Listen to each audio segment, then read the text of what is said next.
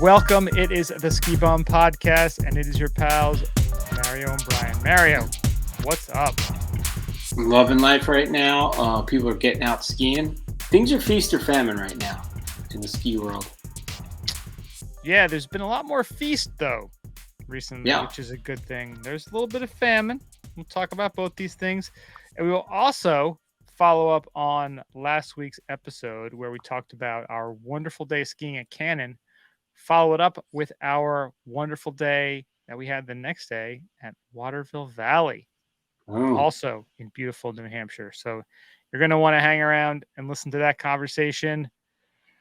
For now, thank you so much for listening. We do appreciate it. Check us out, skibumpodcast.com. You're on all your favorite social media platforms, Twitter, Instagram, Facebook, Untapped at Ski Bum Podcast. Send us an email, skibumpodcast@gmail.com. Go to your favorite podcasting apps, rate and subscribe. We're also on YouTube, so if you want to check us out there, check us out.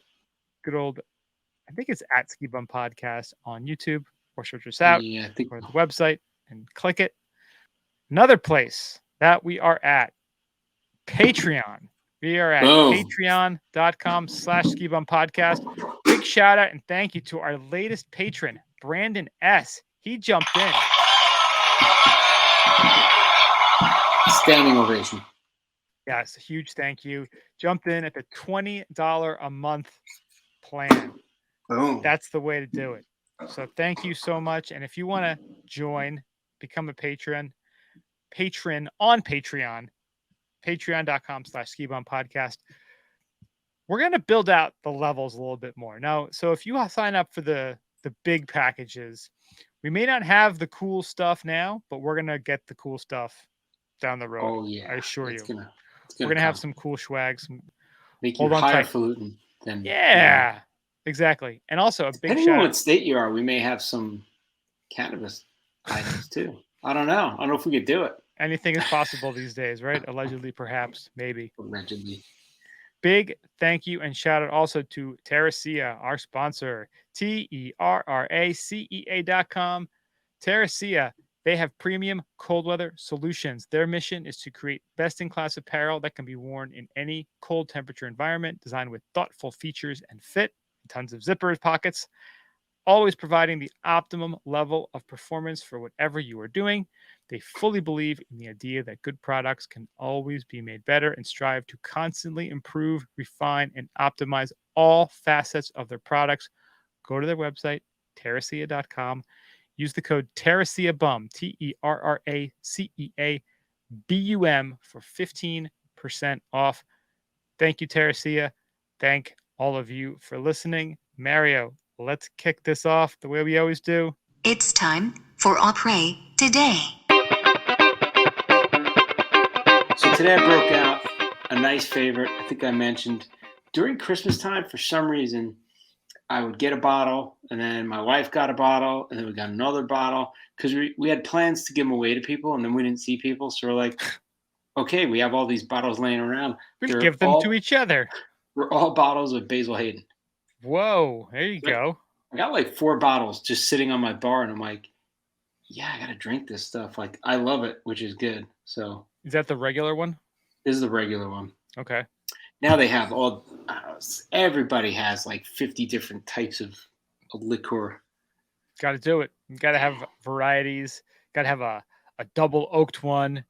Yeah. And one with marshmallow flavored and a cinnamon one. 12-year-old, 14-year-old. Like, I'm drinking it like a man. I got it out of a nice crystal glass. No ice.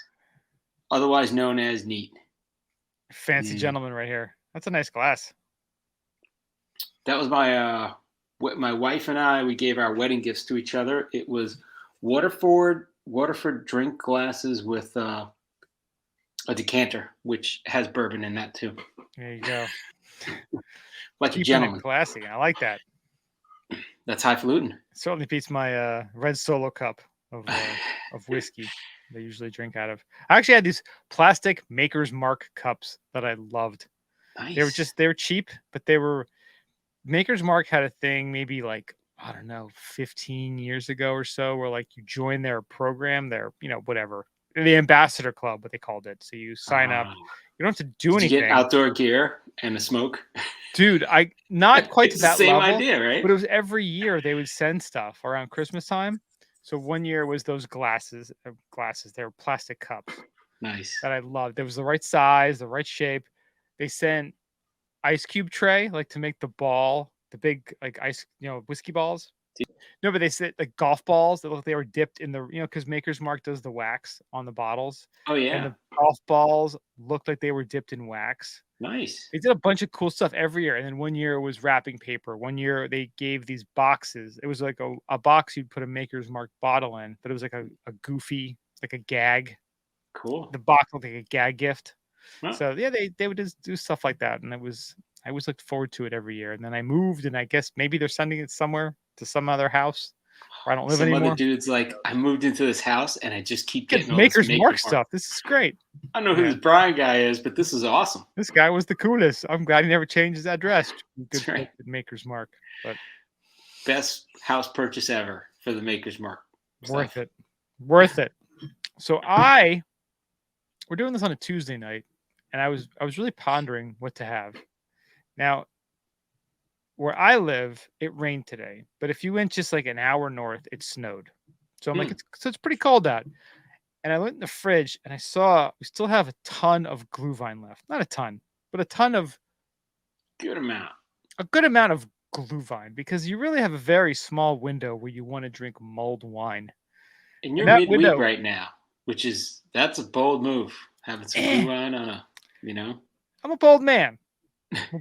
So yes, I'm doing glue vine in my little adorable little teal cup here that we accidentally stole from a friend's beach house last summer. Didn't steal it. We just didn't realize we had it till we were home. And they were like, we're not going back to give it to you. And they were leaving and whatever. You just borrowed it for a while. They'll get it back next summer, right? If you don't know what glue vine is, talked about it ad nauseum throughout this podcast. I think we have a recipe out there somewhere, don't we? We had a really good recipe that we liked from, I think it was Epicurious, but then the website went away. So I know everyone loves having their bookmarks, keeping it on their phone. If you love a recipe for anything, God damn it, print it out, man. Paper. Print it out. You know what? Chisel it into stone, perhaps, or something. Like hard copies are important. I think we're going to start seeing one alcoholic winter when I was trying to perfect the Jaeger tea, and I got it dialed in pretty good. Like I started playing around with different types of tea, different types of stuff in there, making it a little bit healthier for you. Like goddamn laboratory going on. I did. And then I came up with that formula. I made this massive batch, and I was giving people like you made labels. I made the labels. On the label was the recipe. See, that's a good idea. Copy it on there, and then yours have it. Yeah, that's important. Because that's a fear that you're going to lose that recipe and be like, shit, I got to recreate it again. Dude, if it's bookmarked on a website, you never know if that website's going away. Think about it. Someone owns that site. Or they break the page link. They just pull it down. They die. And they're not paying their yearly web hosting plan anymore. Yeah. Gone. Done. Paper is important. Canceled. Tangible. Canceled by God. Boom. That's really canceled. Boom. Yeah. So glue vine. What's it got? Red wine, a little bit of rum, a little bit of brandy. If you got to make it from scratch with no recipe, you could do it. Probably. Yeah. You make something enough times, it's drilled into your brain, which is the most important thing. All right. So I messed up you repeating what's in it. So you sure did. I did. Red wine. Probably Carlo Rossi. Don't get fancy wines. You're being silly then. Carlo Rossi works. Burgundy, Chianti, any one of those red ones. Rum, brandy, sugar, oranges, lemons, little cinnamon, little cloves. Put it all in there. Regular brandy or flavored? Just regular. Right? We've used. I use the Asbach when I'm making it. I use the good stuff. Asbach has a distinct taste. It does. I like it. Yeah, I put that one in, and then actually, did I say rum? You can use rum. Light or dark? That's a good question. I have used usually the light rum. Okay. But it's one of those things like if you have stuff floating around, you want to get rid of it, like, Throw it chuck in it in. there. Chuck Yeah. it in. You got sugar, you got lemon and orange in there. There's a lot of other flavors that are gonna overwhelm if it's like something you don't like or it's maybe a little old. It's like that idea though. It's wild card. Just throw whatever you got. This year was a good year. That's why the glue line is really good. Last year we're recycling a lot. 2022 was a solid one. Might be some peels in that one. Might be a little bit in there. Yeah, right. Might be a little. I don't think they make peels. People don't get the reference. No. Was what's another one that's gone? Schlitz. Schlitz. I don't know. I think Schlitz is gone. Probably. Stroh's. Yeah. Simpler Something times. like that. Yeah. Simpler times. I learned this weekend that apparently there's like a high alcohol White Claw. Yes, the Surge. White Claw Surge. So I had no idea. Can. It's funny. So my wife loves White Claw, and last season when we're watching Outer Banks, which we started binging, that's why it's top of my mind.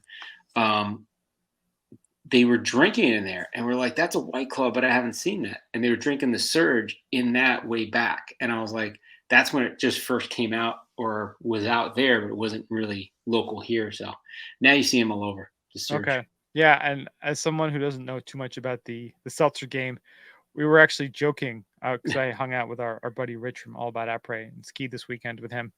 And we were joking about White Claws and talked to someone in the lift. And I'm like, oh, man, they should have like a high alcohol White Claw. And the guy in the lift's like, dude, you ever heard of Surge? Like they got like a high alcohol one. I'm like, they got, well, you know what's coming up next, right? They're going to like the Tsunami. Tsunami. Like 13% White Claw. Dude, I think that one is like 8%. That's I think freaking so. legit. Yeah. That's no joke, man. I mean, a regular one's like 5. I mean, that's. But it's kind of the point of those is to be light, so you can drink a bunch of them and kind of. Well, 5's not that light. I mean, for amateurs, no, it's not. But for people like us, like yeah, we've handled. You start getting like an 8%er. That's pretty nice. I mean, that's better than some IPAs. Yeah. Most IPAs are what, 7-ish? They start around 6, and once you get into the dippas, you get into the 7s, and then you can just keep going at that point. Yeah. You just go to the Twilight Zone if you want. Yeah, pull 8% alcohol. Dogfish Head 120s. Oh yeah. Yeah, they come in a blue can, so it's a blue can with like a little. Yeah. Do they taste any different? They actually taste probably about the same, but I think they have different flavors. I don't know if they have the black cherry. Okay. That's the one that my wife likes, so that's why I think instead of a black cherry, they have like blood orange, like something a little fancier, you know. Mm. I just worry about the Tsunami version coming out next, like a 13% White Claw. Oh yeah. Well, they have the Mountain Dew one. I think that one's 5, but they're gonna make like a 15% Mountain Dew one. Can't stop, won't stop. That's right. It's gonna be the if you thought Four Loko was bad, you got this 5 Loko. 5 Lokos. We got the 4 Lokos and that one guy they kicked out of the group. We got the 5th Loko. The Pete Best. Oh, that'd be great. The 5th Loko. The 5th Loko. 5th Loko. It says. They sell it as like a kit. Like, hey, this comes as 2 separate cans. There's a 4 Loko, and then there's the 5th Loko. It's like separate. Very hard to get. Separate, the drinks are okay. Boy, it's only when you put them together is when problem starts. It's like, but we're not selling them to you combined. Right. What you choose to do with those 2 cans is all up to you. Yeah. Right? You know, like you can sell Drano and you can sell Kool-Aid. He's like, we're not saying you should put them together, but if you did and you bought them separately, like that's your decision. Dude, that 5th Loko is like fentanyl. Fentanyl. What's in there? It's just fentanyl. That's what the can says, and they still sell out after every delivery. It's like Hetty Topper in 2016. Just people waiting. The truck shows up. Yo, man, you got some fentanyl? You got some 5th Loko? I need that 5th Loko, man. Oh, they would sell out. People would really be waiting. People would kill each other over that. People are crazy. God damn. I was joking around with my wife. Like they had a on the radio, they had an ad for, or somebody was talking about they're going to see Cocaine Bear, and I'm like, what's the what's the sequel to that? Like Fentanyl Moose? Like what the hell? No, they were saying actually Babylon B said they're going to have the sequel called Rehab Bear. Rehab. Cocaine awesome. Bear. It's a real movie. It's a hell of a drug. Cocaine is a hell of a drug. We've really. It's like Rick James. They could work Rick James in there. The ghost of Rick James comes back. I mean, what year did that actually happen? The Cocaine Bear story. I don't know. Was it the 80s, the 90s? Probably the 90s. Later. Yeah.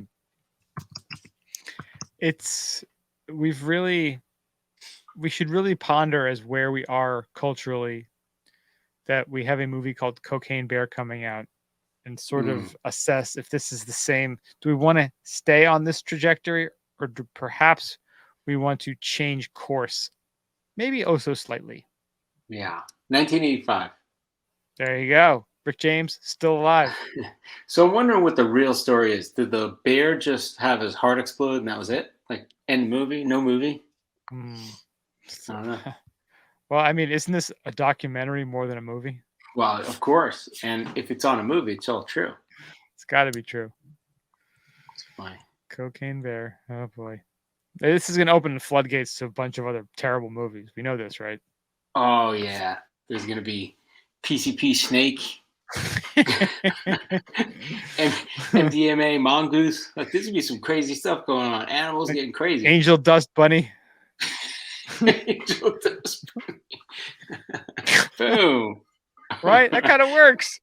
And that's going to be like a wrestler name, too. Angel Dust Bunny. You like do the LeBron thing, except it's just bam. That's damn Angel Dust, baby. Yeah. Well, Cocaine Bear. This hating is smooth. If you're interested in Cocaine Bear, you're probably not super into this podcast. So we thank you for listening. Mario. Let's go to ski news. So, in other kinds of white powder in the world, how about good old Palisades, Tahoe? They're getting absolutely pounded right now with snow. They announced last week that they are going to stay open until the end of May. Damn. They have over 400 inches so far this season before this insane storm that's just hitting them now also. Wow. They will be open for skiing and riding through Memorial Day, Monday, May 29th or longer, weather and conditions permitting. That's kind of funny because it seems like that's pretty bold statement, because they're like, yeah, we're staying open to Memorial Day, May 29th or longer, weather and conditions permitting. It's like, hey, we're going to be the #1 podcast in the world, listener conditions permitting.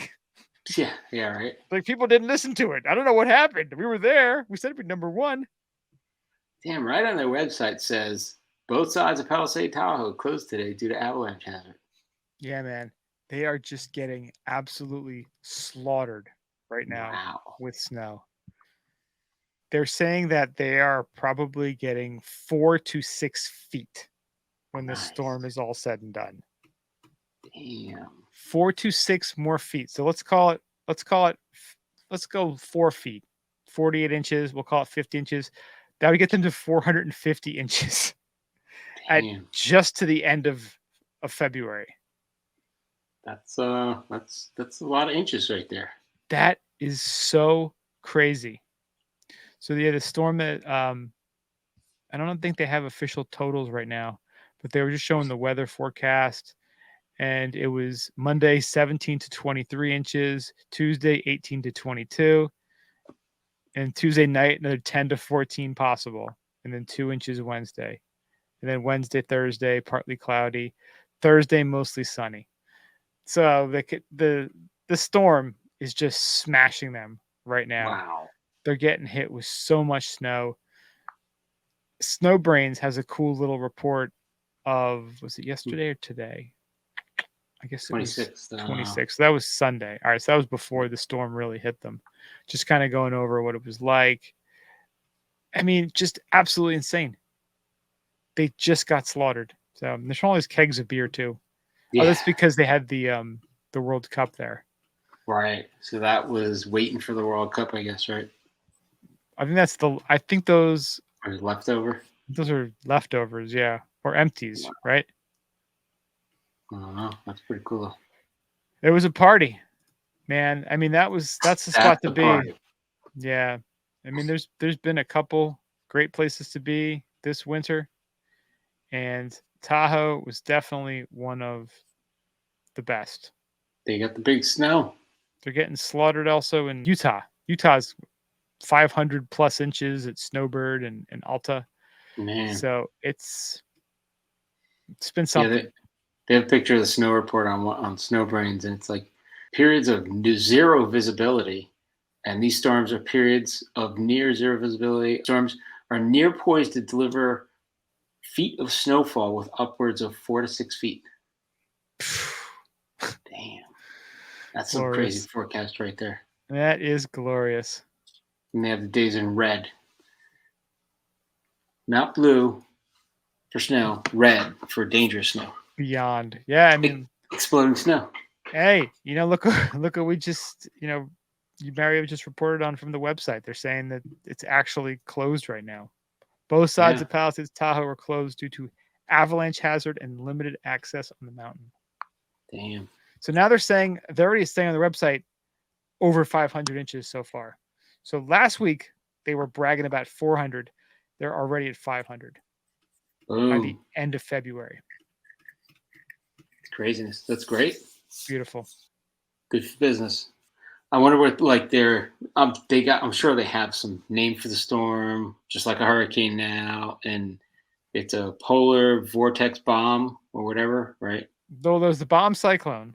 Yeah. Polar vortex. You got to make something bigger. Bomb vortex. Bomb vortex. Right? Exploding snow. They have just a bunch of words and they just throw it in some random phrase generator, and that's what it's called now. Yeah. Volcano snow. Oh, that's a good one. Volcano snow. Gas station sushi snow diarrhea. It's just everywhere. Snow You can't stop it. Snow diarrhea. Snow-area.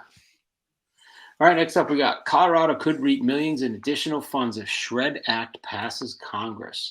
So the money would come from fees that ski resorts pay to use public lands. What it means is that if this bill introduced this month is adopted, the National Forest in Colorado would get to keep millions of dollars in fees that skiers pay annually on those public lands. I guess they just decided, hey, rather than allocate money, we'll just let them keep some of the money that they bring in. Over the past decade, skiers in the U.S. collectively paid an average of $40 million annually in permit fees, and $27 million came from Colorado resorts annually. So that's a good chunk of change that's filtering through. Yeah.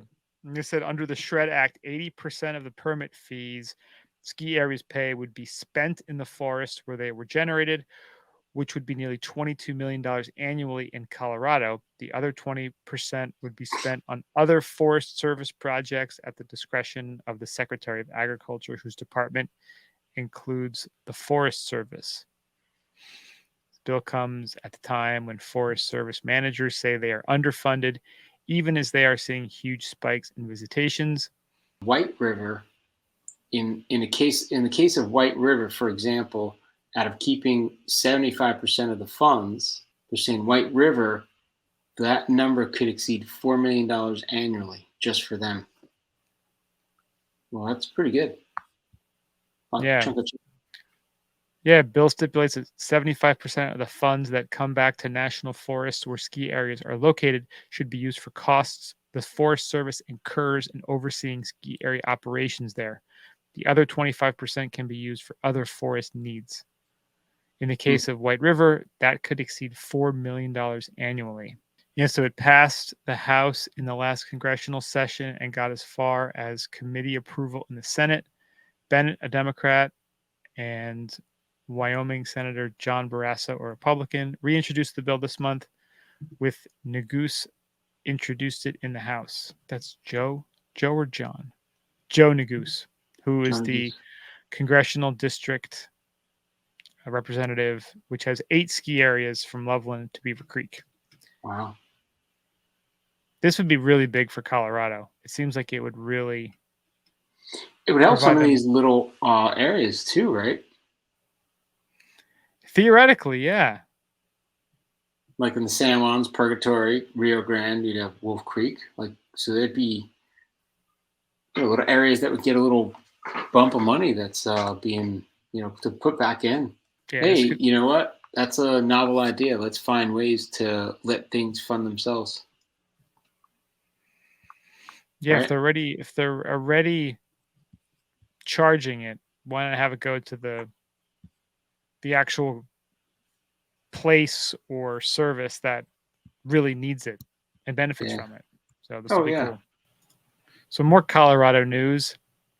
Aspen Ski Company has just named Jeff Buchheister as its new chief executive officer. I don't know how he pronounces his last name, but that's the proper German Buchheister? way. Buchheister? He probably pronounces it Buchheister, but it's Buchheister if you're pronouncing it the German way. Nice. So he will begin his onboarding process with his new employer on Wednesday. So that's tomorrow, since we're recording this on the 28th. His first priority will be to spend the next 2 months learning and transitioning responsibilities from President and CEO Mike Kaplan, who officially retires on April 30th after working for Aspen Ski Co. for the past 30 years. He joins Ski Co. from his current role as Chief Operating Officer at Whistler Blackcomb, the largest resort in North America, owned by Vail Resorts. Dun, dun, dun. Dun, dun, dun. So going from Vail to Aspen. So according to managing partner Jim Crown of Aspen Ski Co., the process took longer than expected. We firmly believe it was worth the wait. In the end, we found the ideal candidate to lead our ski and summertime mountain operations into the future. Jeff has a long history in the industry, a true passion for the sport, and understands the importance of long-term planning, community relations, and the role employees play in delivering guests a world-class experience. So he has nearly 25 years of overall ski industry experience, primarily gained at Park City, where he spent 16 years in various leadership roles. Joined Vail in 2014 when the company acquired Park City Mountain Resort, appointed the lead of the company's urban ski areas, Afton Alps, Minnesota, Mount Brighton, Michigan, and Wilmot, Wisconsin. 2017, general manager of Keystone before taking his role at Whistler. Very cool. He grew up in Winter Park, Colorado native.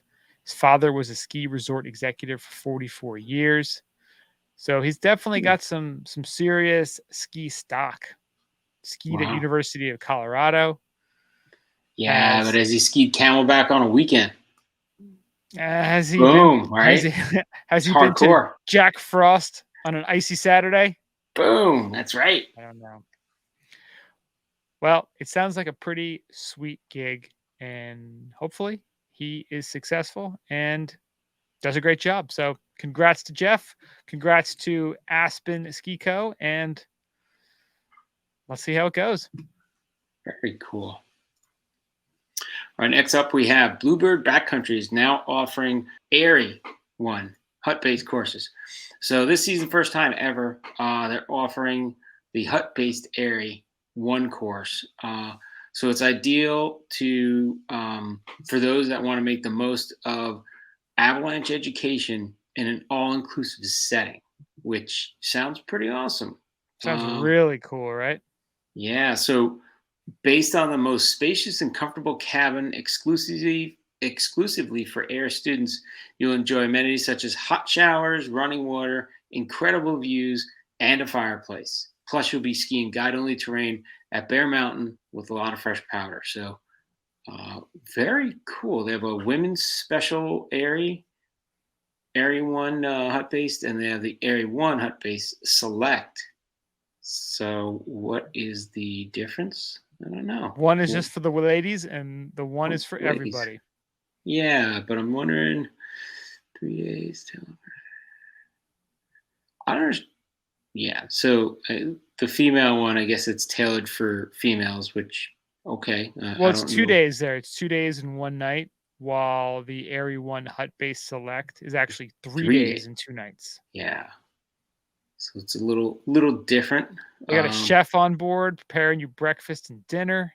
Oh, that sounds pretty awesome Dude, just to do it. that sounds so awesome, doesn't it? Like, that Bluebird backcountry has come a pretty long way. What's it been, 2 or 3 years since Yeah. they've been in operation? Oh And yeah.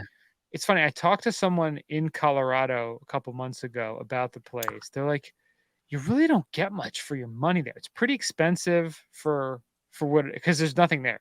It's just like, Mm, hey, here's trails. There's no lift. There's, just yeah. going backcountry ski. It's like I can do that for free in the parks if I want. But it's cool that they're offering these types of services, these types of, certification programs. So you get your ARI certification and doing it in a manner like this, which, I mean, the hut trip, like, that sounds like a great time.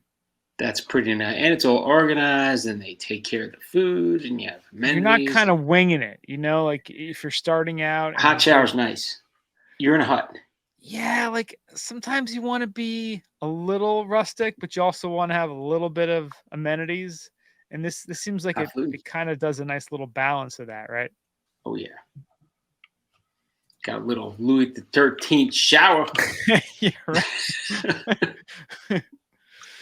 So, like, what kind of soap options am I gonna have here? Are they gonna have some sort of bath bombs or something? That's right. What's my toothpaste game in this chalet? Didn't you order like $50 toothpaste one time? Yeah, they actually sent me an email out of the blue the other day. That's why I thought about it. Theodent, right? What was it called? Theodent. Hmm. And I got like the tiny little sampler for like $10. It was just funny. You look it up. Theodent. Yep, Oh, still there. They have a chocolate one with Renew, whatever it is. Let's my God. see. So what? Like, how do they justify spending that much for toothpaste? Because it is. Because why not, right? They're selling it in stores. They don't even sell it online anymore. There's a bunch of hacks. No, they're Wow, still selling it. they sold out. Of course, they're still selling it. So they have for $16, you can get a tiny little whitening crystal meth. Ooh, crystal. They have crystal mint. The big one was the chocolate chip. So they have a chocolate chip toothpaste, and they had a chocolate one. That was the one I ordered because it was written up in I think it was Rob Report had it. Oh, that sounds about right. So I bought it off of there. But it was funny. It was like it was smaller than like a travel size. Like it was weird. But it was $10. Yeah, $10 for like one tube or two different tubes, but they were tiny, like smaller than a travel size. Damn. I used them like sparingly. I'm like, I got to make sure like my mouth is clean before even trying to use it to get the full effect of what's in there. So Hey, we got your grills. You had your grills in. You gotta get them looking good and shiny, right? that's right. Yeah. Yeah. So this is keeps you at the peak of oral hygiene without fluoride. So it's made with cacao, with the fruit from the cacao tree. So it's kind of that's what they're pushing on Theodent. Huh. Very weird. Very weird indeed. And it's funny. On their website, they only have 4 reviews. One is from 2022. Another one's from 2021. Another one's 2020. The other 2 are 2020. So they haven't even had like a recent review. It's like June of 22. Yeah. So. And everyone was home. COVID. No one's brushing their teeth. They would. Or was it hype? I don't know. It was a Rob Report. It must be good. They just, Probably a bit of hype. I don't know. They brought the Brinks truck of this Theodent and they said, "What do you say? You get us in your Rob Report." Seems like one of those like Silicon Valley VC backed deals. They're like, hey, we have this amazing toothpaste. Ted Hoonham's toothpaste. Ted, what's his name? What's that? The guy with the going doors. What was his name? Oh, Russ Hanneman. Russ Hanneman. That's what he's using. This is a Russ. No, this is product. This is a Russ Henry product. Yeah, right. This in a bottle of Thrace Comas will get you it'll open up doors for you. And hook you up with a tube of toothpaste for just $50. What a deal.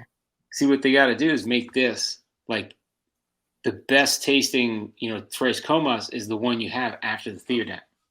So you brush your teeth with it, and then you can experience. It's kind of like you have a Basil Hayden like toothpaste to cleanse your palate. It's a palate cleansing toothpaste. Boozy toothpaste. It's the future. Right. Don't go to sleep sober. Yeah. Bourbon toothpaste with bourbon. Yep. Or whiskey toothpaste with bourbon. How about that? It's an interesting idea. Perhaps the world's ready. Well, what the world is not ready for, or at least what Mike Day is not ready for, was Mikaela Shiffrin splitting with him, her longtime coach. Oof. American ski standout Mikaela Shiffrin had an unexpected split with her longtime coach Mike Day during the middle of the World Championships after informing him that she planned to take a new direction with her staff at the end of the season. Her staff? I wonder how big. I wonder who Mikaela's entourage is. Her staff. Obviously, she has the ski tuning guy. There's a sock washer. There's a toothpaste. There's a toothpaste dude out there trying to get his Theodat. He's like, man, Mikaela needs a damn Theodat. Yeah. Well, I know her mom is big into her. I think She's her mom kind of. She? Yeah, I think the mom's kind of manager. So here's the quote from U.S. Alpine director Patrick Rimmel told AP, Mikaela wants to do something different going forward. She wants a new challenge, and she informed Mike, and he decided to go home. The shock for me that he took off. After working with Mike Day for 7 seasons, I've decided to move forward with new leadership on my team for the next phase of my career, Shiffrin said in a statement released by the U.S. ski team. I want to thank Mike and acknowledge all of his work and dedication over the last several years. Day worked with Shiffrin for 65 of her 85 World Cup wins, having coached her since July 2016. It's not the first time Shiffrin has parted ways with one of her coaches midseason. Last year, assistant coach Jeff Lackey was removed from her team shortly before the Beijing Olympics. We all know how those turned out for Mikaela. Just saying. It's maybe not the best move.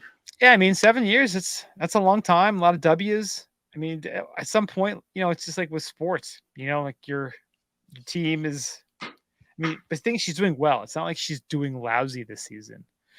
Yeah. I don't know what's going on behind the scenes. You wonder if maybe her boyfriend, Alexander Kilday, was like, hey, I don't like this guy. I'll coach you. You never know. You just don't know. You never know. So much drama, so much potential, so many other stories that are possible. But, best luck to both of them. You're in the Alps. So you're a little Little Miss Scoozy. Scoozy. You have no idea what's going on. Just kind of. Things happen. I just wonder how much of what's Mikaela's staff? I still want to know, what's her whole, does she have an org chart? I bet you there's an org chart floating around. Mikaela's org chart? It's funny. If Mikaela's listening to this, she should try to figure out which one of her staff has the damn org chart if she doesn't think they have one. Because they have one. Does she have a full C-suite? Chief training officer? Does she have a chief social media officer? How does that work? There's got to be a social media person. Got to have publicists, right? Yeah, publicists, of course. I wonder, what is team? I want to know what Team Mikaela's whole, what are their roles? How many people do they have? Are there holes that we could help fill?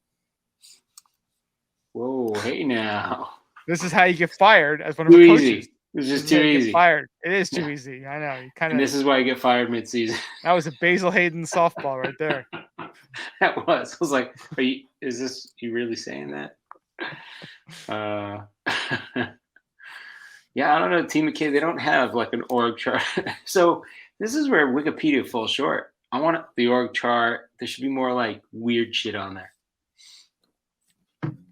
Does she have a guy who walks around just holding headphones for her? Oh, headphone guy. Think about headphone dude. Think about like rap videos and think about like the people that have in their entourage. That's right. Think like the weirdest people doing the most benign tasks. Like, does she have those people too? That's like you can't even hold your own money to make it rain. You got to have somebody else hold it, and then you can Yeah, make it right. rain. You go on that level. Somebody else got to hold my make it rain And money. what about like Michaela doesn't carry her keys around with her? Like she got to drive her. You know? She's not even starting a car. Yeah. Is she running in with the keys? Oh, I forgot my key. No. She's yelling at somebody because they forgot the keys to get in the damn car. Yeah.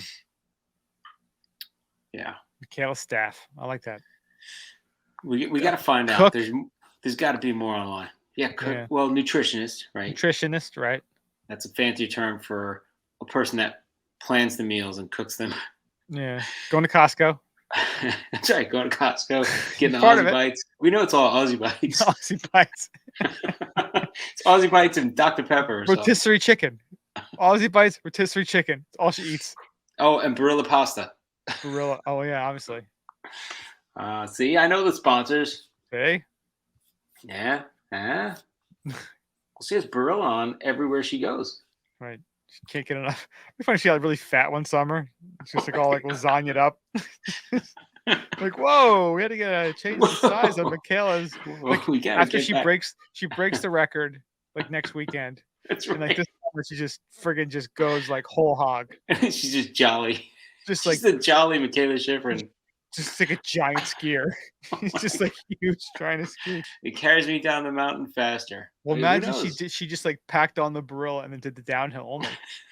Just flying. Carbs, man. It's all good. Flying. Carbs flying. It's like 200 pounds more and she's just flying down a mountain. She's literally breaking all barriers.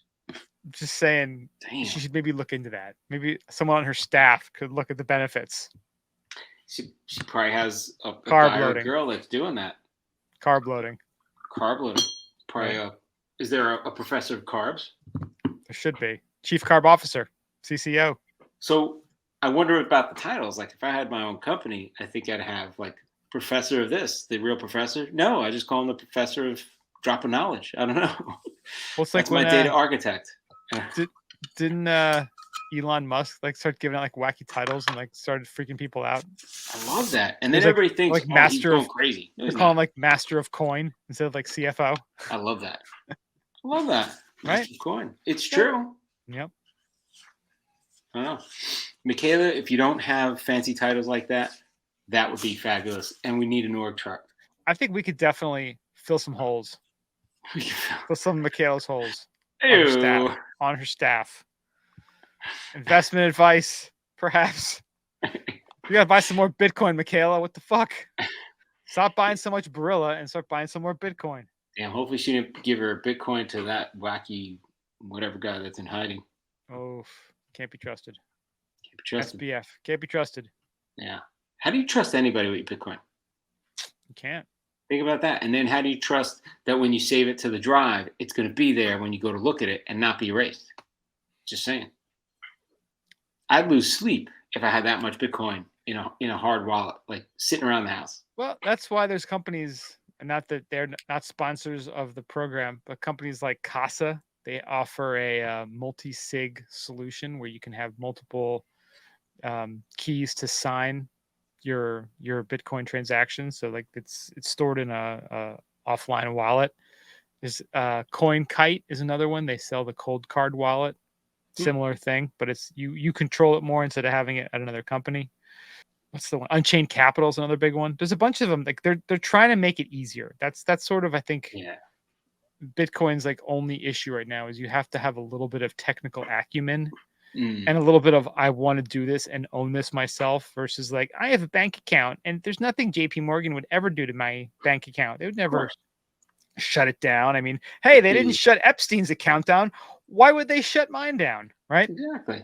Yeah. But then you go to make a purchase and they're like, well, it's flagged for fraud. It's like, do you really? Yes. What do you value? Convenience or sovereignty? I don't know. If we're on Team Schifrin, I think we're getting a Schifrin corporate card. We're getting like Team Schiff. We could help her out. Michaela coin. Michaela coin. Boom. Don't invest in Michaela coin.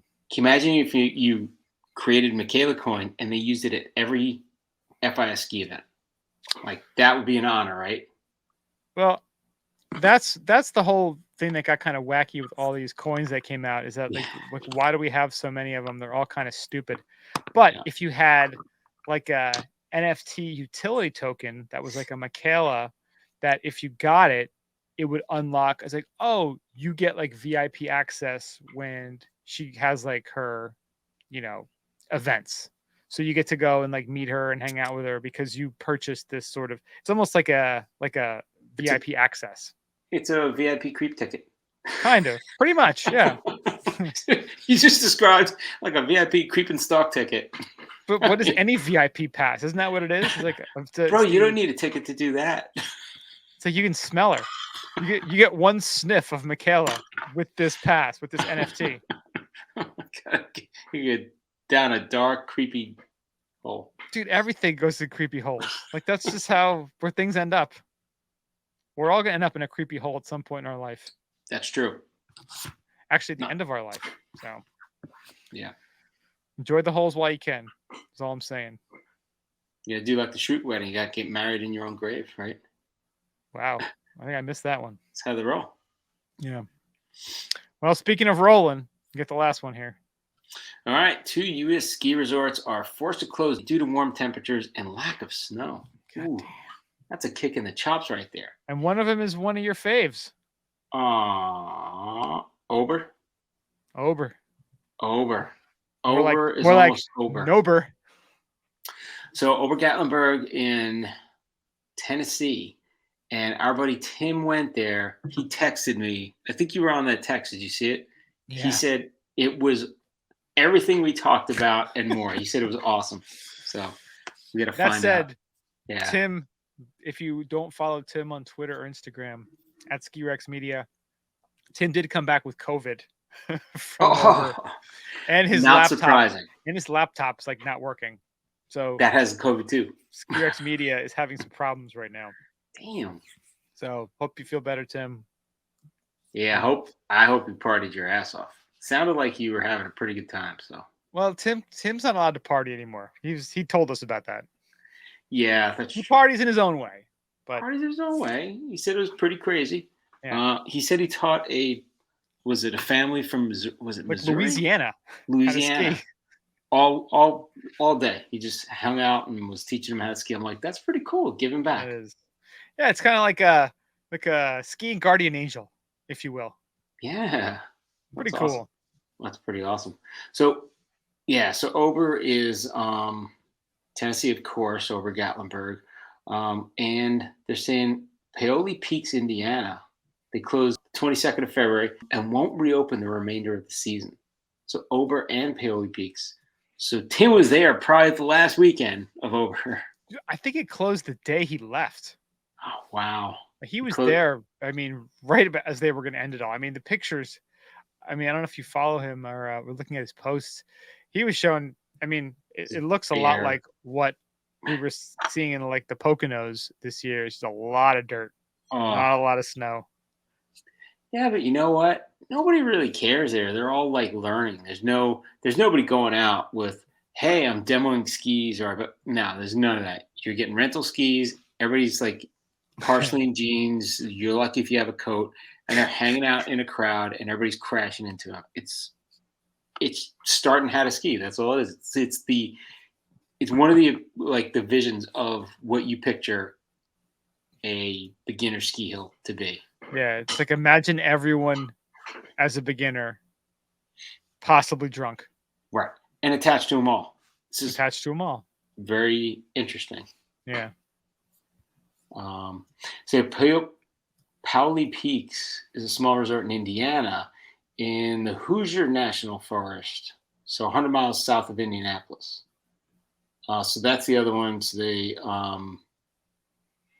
announced yesterday that they are closing as well for the remainder of the season. You know, and both of these do snowmaking, and they do. I know Ober-Gatlinburg does something where they take snow that's already frozen and they kind of shave it and throw it out.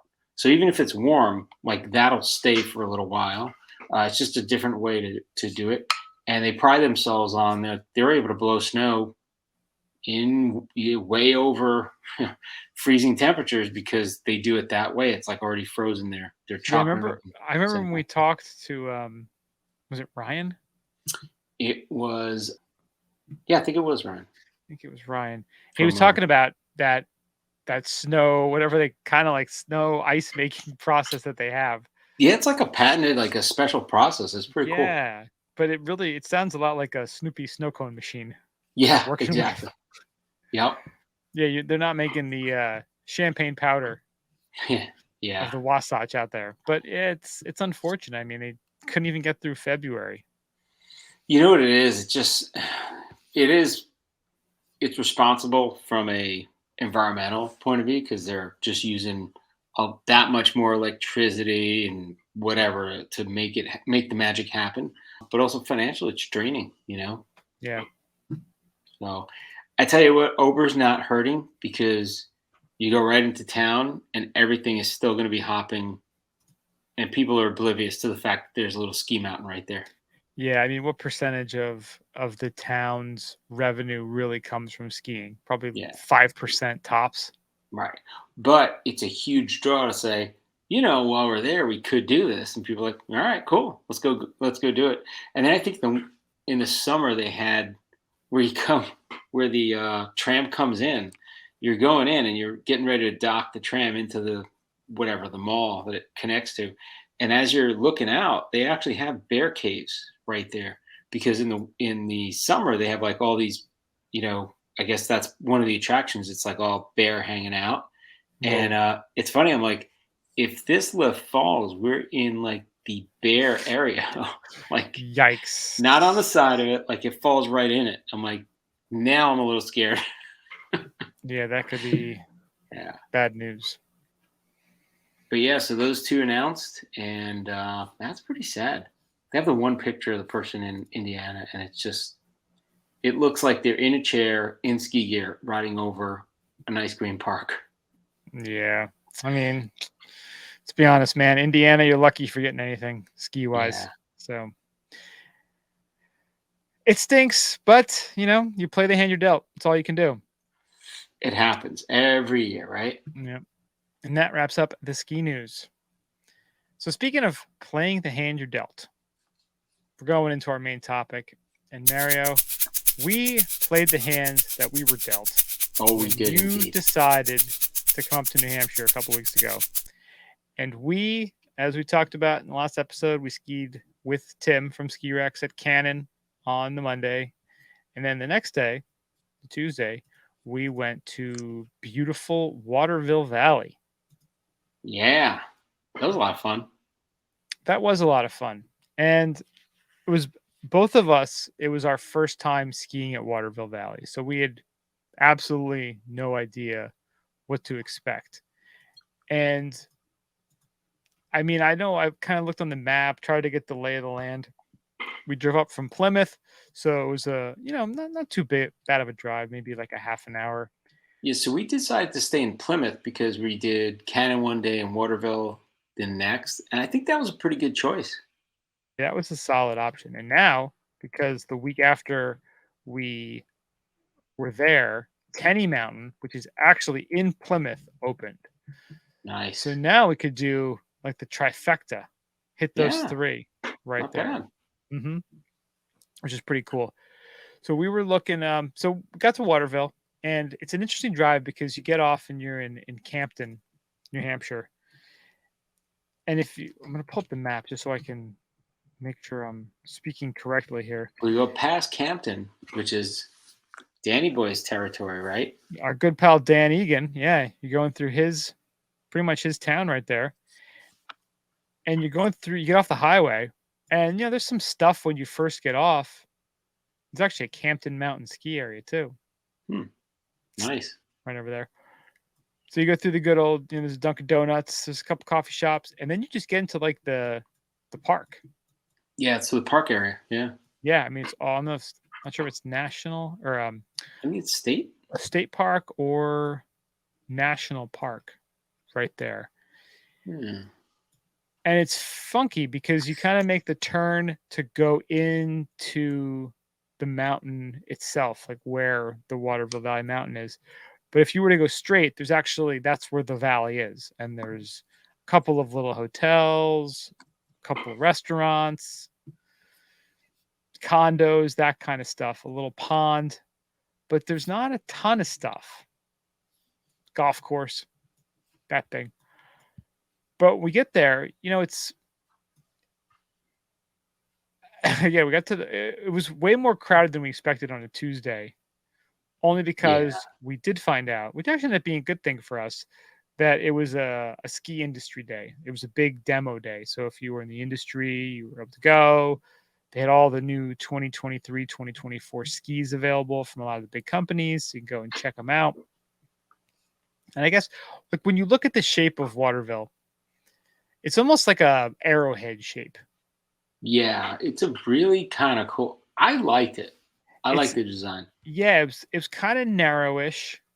And then there was, like, if you had the arrowhead pointing down, that was where the lodge is and where all the lifts come together. And then it goes up and there's a little, T-bar at the top where you get to the, what's the name? There's a couple of blue runs up there. It's the High Country T-bar, and you have like Ruthie's Run and Scramble and Treeline up there. It was very cool. It was a lot of fun. Again, interesting thing is we got there, and like I said, there's a lot of people there, industry folks that were kind of walking around. All the tents were set up.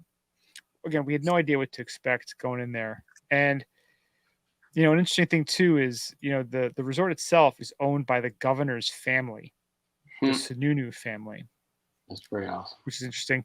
And kind of surprising that it is on the Indy Pass, because it's, I don't know. For some reason, to me, it just seems that it's surprising that it made it, considering I know they tried to. Good because we were going there. That's why. Well, so, because they always talk about how they don't want to have too many resorts that are close together on the Indy Pass. Yeah. And, Cannon and Waterville are not far apart. 20 minutes from each other, 25 minutes. Very close. But it was great having both of them as an option. Now, one thing you we'll want to hear say, something weird? Yes. So I get back from vacation, go to work. My boss is he lived in Pennsylvania for I think he grew up in Pennsylvania. He at least went to Penn State, another Penn Stater. So he has relatives in Jersey, and he lived up there, and then he moved down to Florida. But I was saying to him, I was like, yeah, I was up in New Hampshire, and I went skiing. And he's like, yeah. He's like, did you ever go to Waterville Valley? I'm like, what the fuck? How do you know about that? He's like, I went there with the family. It's a great place to go. I'm like, yeah, we loved it, man. It was pretty awesome. Yeah, that was one of the first thoughts I had after doing a couple of runs there. I'm like, this would be a great place to bring the family for a couple days. Well, I was saying you can't lose each other. Like, you always end up in the same lodge area, which I think is really cool. You know? But I will say that parking lot was goddamn treacherous. They did have the shuttle. We could have waited for the shuttle. And it was one of those tiered. So you're parking on the hill. So if this lower lot's closed, you go up and, you try to get like as close as you can to where you walk in. And if you decide not to wait for the tram, it's pretty icy. It was pretty icy and slippery, and you're kind of taking your life in your own hand anyway. So it was really icy. It was really sketchy, but we managed to get there. Yeah, that was pretty cool. We got there, and then we saw all these people there. We're like, what? Yeah. Right. We had kind of a heads up though, what was going on. That's true. Yeah. We didn't really explore too much of the lodge or anything, or any of the lounge or the restaurants there. At least at the base. Yeah, we'll get into go to the airport. You got to drive home. Yeah, exactly. Had a 6-hour drive home from there. Yeah. But when you get out there, the first thing you see is they have the new Tecumseh Express, which is their new 6-pack heated seat, bubble, fancy lift that they just installed at the beginning of the season. And I got to tell you, I think I posted a story or a reel or something that day. I mean, it goes right to the Schwendihut. The Schwendihütte. But that lift is so nice when it's working. So First thing I said to you when we sat in it, I was like, you know how you watch professional soccer and those people are sitting in like the ultimate like gaming chair? Like that's what the seats were Yeah. like. I was like, it was pretty nice. Oh yeah, they were like the tall back, and kind of contoured, and Yeah. I mean it really was And those seats are nice. heated, right? Yeah, The seats are heated. So I was like, all I need is like a little massage in the chair, and that would have been the perfect chair. forget about it. Forget Forget about about it. I'm it. riding the lift all day. Yeah. They had an issue. So, and one thing we did notice while we were there, the lift stopped a bunch of times. Like there was one time right around late lunchish where it was stopped for like 40 minutes. Yeah. And So this was luckily we were in the Schweinehut. we were in the Schwendihütte, Schweinehütte. and at the base there, like I said, they had all the tents there for the demos. So that lift was being very heavily utilized by those people kind of going up, going down, trying to try out these new Yeah. skis. So it was not the best of timing. And for those who remember, or for those who just looked it up, they had an incident back in December where they had a bunch of high winds and the top terminal of the Tecumseh Express experienced damage. Oof. Sustained high winds caused some of the panels to blow off of the top terminal. One panel flew off the terminal into the lift shack, breaking the shack's glass window. Yeah. The lift was operational, but the damage is purely cosmetic. So they had a couple of issues. They had issues with stoppages while we were there. They've had them over the last couple months. And I don't think it was high wind, right? It didn't seem like Not weird that high day. wind or That anything. day was 34 and sunny. It was a bluebird perfect day. Bluebird day. And to have that day when we had Cannon the day before where it's foggy all day was just weird. It was kind of Completely surreal. different. Well, we were joking too because you had to go to the airport afterwards. Yeah. I mean, imagine if you were stuck on that lift and you're just like, "What the? I gotta get off Right. this goddamn I'm lift. gonna miss my flight. I Like, what the gotta hell? go." Yeah. That was a little tough.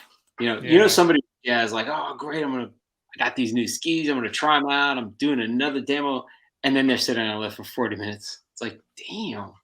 Yeah. Yeah, that was pretty that would have been awful.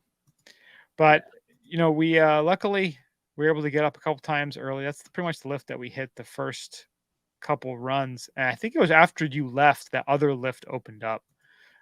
Do you have the trail map open right now? Yeah, Sunnyside we did go on. No, that one opened as you were leaving. Oh, We were doing the Green Peak triple. We were pretty much doing. Oh, we the did Tecumseh. Valley Run once. Oh, Green Peak Triple. That's right. We did that, and we zipped down there. We did that a lot. Yeah. Right. That was fun over there. With little. Oh, it was a lot of fun. And there was a run actually. I figured out after you left. I went up because what we also ran into our pal Mike from Terracea and his girlfriend. They were skiing there, trying some. Yeah, Mike. So shout out to Mike and Shannon. It was great skiing with them. They both freaking rip, and they were trying out a bunch of different skis. And that was fun seeing them. One thing I hit, so up that Green Peak, we would always go off to the left, and we hit all the different ones: Governor's Way, Ruffled Feathers, everything that was open. We were going on. But the one time I went to the Chandler's Way, to the right. Oh yeah. And then the Wayne Wong Way. So you hit that. Wayne Wong Way. You could bomb down that and cut straight across and get to that Sunnyside lift, which was nice. Yeah, because they opened that after the quad wasn't going. See, that's just a fun ass mountain though, because you had all your little regions that you could just kind of spend like a good part of a day in. Yeah. Well, we like Mario mentioned the good old Schwendihütte. Yeah. Luckily, when we had a pretty early lunch, because I know you had to duck out. We wanted to get a few more runs in. So what is the Schwendihütte that we're talking about? And it's funny because we mentioned it to Mike and Shannon. And they're like, "What are you even like?" We have no idea what you're talking about. What it's called? It has a dog on the sign. Like you can't miss it. It is a very European, like alpine looking hut, pretty much, where you can get lunch and they have beer, a warming food. area downstairs though. Did you see that? Yeah, warming area. They had a place, table set up downstairs. They had food, had some clam chowder. They had a wood burning stove downstairs. Yeah. Nice and warm out So there. it was cool. It was just very, it reminded you of being in the Alps. If you're in Zermatt or Ischgl or whatever, one of those places, those are Yeah. the types of places they have on the mountain. Oh yeah. Similar cuisine. You get the lookout area, the little deck. Really cool spot. And we were lucky we were in there because otherwise we probably would have been on that Tecumseh Express that was stopping. Stuck for a while. So yeah, when we started, we just, we're pretty much lapping the Tecumseh, and then we go up that high country T-bar to get to the very top. And those blues up there, they're just wide open, steep, fun Mm. bombers. And you bomb down them because when you're getting back to that area where the lifts meet up, there's a little uphill. So you could just be going down there as fast as you want, and that thing will slow you down, and there's tons of space to stop and Oh yeah, it was hit really up the cool hotel terrain. if you want. Yeah, It- it was just fun, and we luckily had it, pretty good conditions, and it was clear and we could see. Yeah, but One that was fun. thing, We just bombed down. It's just wide open. Just all and we got there early too, so it was not even tracked. yeah, that those runs that you can see kind of skiers right after you get off the Tecumseh, that True Grit, Gemma, Chow. Did That's we do Lower Bobby's Run? I don't think that was open. I don't think it was open. Because now I'm looking, I'm like, why didn't we do that? And why didn't we do that? But we did. True Grit is one of their double blacks, and it's just steep. Like it's Yeah, really it's fine. just well, yeah. I mean, We bombed that thing. well, another thing, I think it was right after you left. I was going down, and I was behind Mike and Shannon, and I was, I'm always going at a pretty good clip, and this dude flew past me. And he's tucking right just down. well, he just exploded too. Like he hit something and just exploded. And everyone because there's a lift right next to Like the sunny everything. side. Damn. Everyone's like, "Oh!" And I went over to him because he totally yard sailed. He didn't have poles. Like he was one of those guys. Like, I don't know what he was even doing. He was just like bombing down the hill. You didn't have pants on. Yeah, right. He's like, he had goggles and skis, and that was it. That's it. But he just bombed, and he yard sailed. And I go up to him, I'm like, dude, are you okay? Because I was grabbing his ski and walking over to him. He's like, surprisingly, yes. I was like, what did you try to kill yourself? Like, this didn't work out the way you hoped it would? Like, just very bizarre. I don't know what he was doing.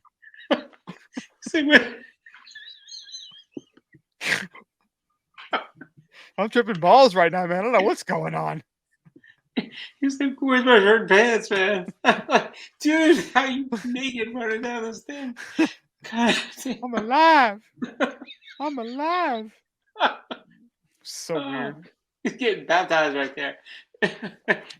He's like, pour some water on me, quick. Damn, he's a goddamn devil.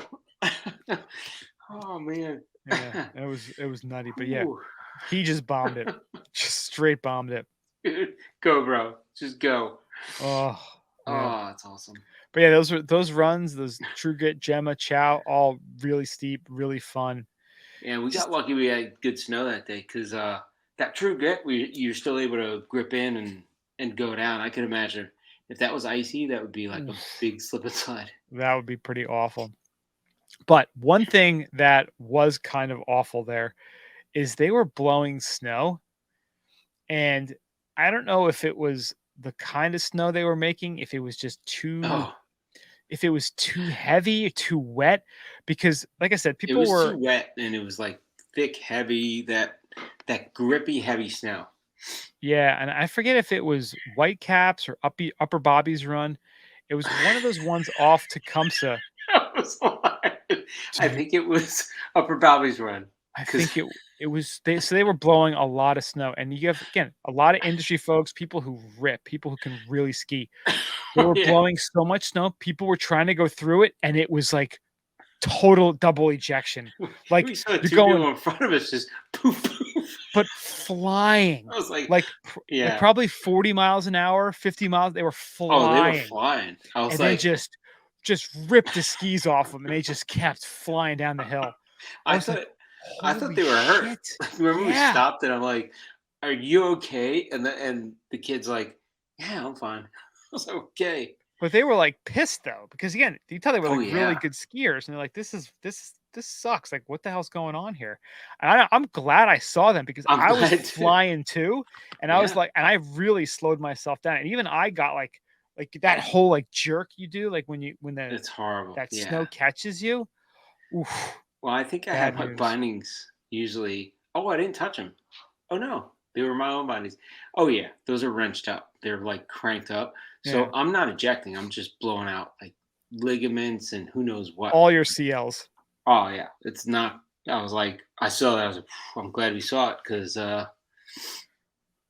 that would have been pretty horrible. It was super gnarly. Yeah, I don't know. I mean, I'm sure they pushed it around at some point during the day, but They got up in there, dude. oh My my pants. You got my pants. up in the trees, man. Like the guy had his ski tracks app. He was going for maximum speed. He's got his little shovel on his back, ready to go. He's like 80 or nothing. That's one hell of a run. Like 80 miles an hour. I'm not wearing pants. One or the other. That's funny shit. It's like Yeah. all breakaway stuff. Who is breakaway stuff? Maximum speed. That was the miserable part. Is we like went in and we saw like the Compass Express like stopped. We came Yeah. out. And it's like that's been like a half hour. Yeah, and you know what that's not good for the Schwendi Hütte, because no one could go and get lunch up there. Everyone's just sitting there Right. on the lift being miserable. If everybody was at least up on top, they'd be like, well, why go down? We could spend time at the Schwendi with them. Yeah, we noticed there, like no one was coming in. We're like, what's going on here? Went outside, saw it, figured it out. And that was that. Yeah, but again, it was a cool spot. I mean, just again, really, it was very open, and I know they do have some, some gladed stuff, and because we hadn't gotten a ton of fresh snow at that point, it's probably Yeah. it wouldn't have been even, couldn't have gone in there anyway. But cool layout, like really nice location, really well maintained trails. Besides that snow being a little dicey, the snow they were blowing, and the chairlift being stopped all the time. I mean, the Yeah. place was awesome. That place was awesome. We didn't check out, like you said, we didn't check out the bars or anything, and it looked like they had good facilities, which was a little better than Cannon where we were there. A little more polished, yeah. A little more polished, but yeah, they had a big base lodge, so that looked good. I really liked the terrain. Terrain was nice. Yeah. I can say for a small mountain, it was a lot of fun. Dude, 2,000 feet of vertical, man. It's no Not joke. that small. Yeah. Not that small. Yeah. It's, it's the trail map makes it look a little tighter, I think, than it actually is. It's like a little bit more spread out. But it was a really fun place. I would love to do it for a couple days and check out the rest of the area there. The thing is, like, there doesn't sound like there's a ton to really do around the area. If you're going out after, like I said, even like the little Waterville Valley, like the actual Valley where there's the town. I mean, there's a little conference center. Did you drive through there? Because I didn't. No, I mean, I just stopped at the Dunkin' Donuts right before you got on the highway. Yeah, I saw the signs for like après ski or something like that. I was like, all right, they're doing a good job advertising. I'm like, I don't see anything. I'm going to keep driving, to the airport, which I'm glad I did. Was that Mad River? Was Mad River Saloon or Mad River? It might have been. They had a sign going from like as you're coming out of the park there, because it's all government. I think government or state land, whatever it is. I think it's federal because it was all brown signs. I think the brown signs are federal. Not sure. Okay. Yeah. So they did some good signage coming out of there, but I didn't see anything. And I'm like, yeah, I'm not gonna veer off. I'm just gonna get out of here. There's like the Mad River Tavern, and there's the Dam Brew House, which is supposed to be pretty legit. And then there was another Irish pub that was on the way. The poop.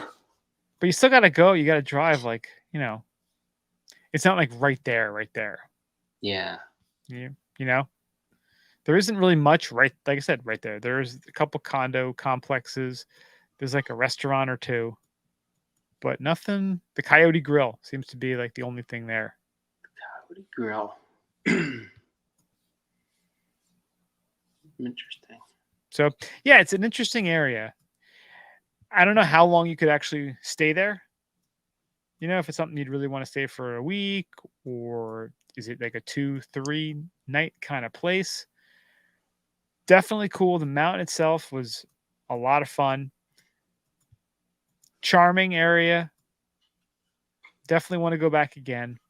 So I love the terrain. Like for some reason, there was something about that terrain that was just, I could see it being great with a group because like you'd split up, meet up later. Like it was just, you want to do, you want to hit double blacks. That's good. You have blacks, you want to hit blues, whatever you want. We'll still meet up at the bottom. It's kind of cool. yeah, it's easy to get everyone meeting up. If your kids are in lessons, you can Yeah. just let them go do their thing, and you'll be like, oh, we'll meet you back right here. Yeah. Well maintained, people are friendly. So it was all positive. I gotta say, I wish we stayed there, skied the whole day, and then stayed overnight. That would have been cool. Yeah. Well, perhaps we'll have to do that next time. Yeah. Next time could happen in the next few weeks for me. Whoa, look at that. Whoa. Whoa. You let me know when, bro. I'm up there. All day, every day.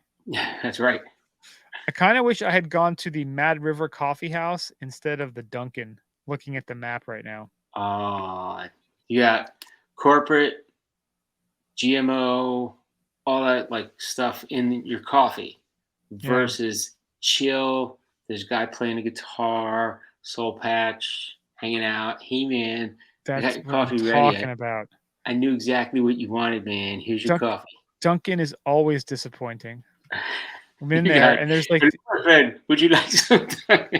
Well, there was like these like people from the mountain that were in front of me, and they had these like ridiculous orders. Everything was some sort of like.